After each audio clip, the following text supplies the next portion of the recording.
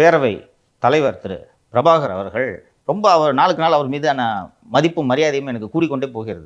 வார்த்தை சொன்னார். நேற்றைக்கு பேரவையில் தான் நினைக்கிறேன், ரொம்ப தகராறு அதிகமாகி கெட்டவத்தில் திட்டுறாங்கலாம் போய் ஒரு கலைவாணன் போய் கம்ப்ளைண்ட் பண்ணியிருக்காரு.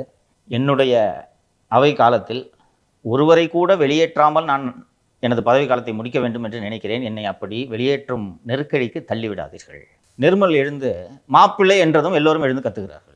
மாப்பிள்ளை என்றால் கத்துகிறார்கள், ஒற்றை எழுத்து நிறுவனம் என்றால் கத்துகிறார்கள். ஒற்றை எழுத்து நிறுவனத்தின் உரிமையாளரே ஊரை விட்டு ஓடி போய் துபாயில் பதுங்கி கொண்டிருக்கிறார். ஏன் சார்?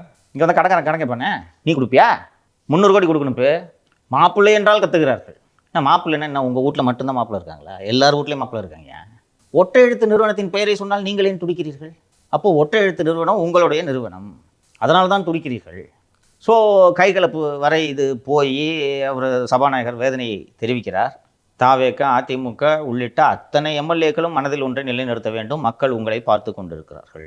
நீங்கள் நேரலையில் இருக்கிறீர்கள். உங்களது ஒவ்வொரு அசையும் உற்று நோக்கப்படுகிறது.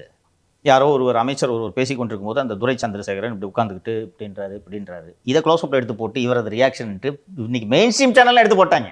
அவர் பேசும்போது இவரது ரியாக்ஷன் க்ளோஸ்அப்பில் காட்டுறாங்க. உட்காந்து ஸ்நாக்ஸ் சாப்பிட்றது எல்லாத்தையும் போடுறாங்க.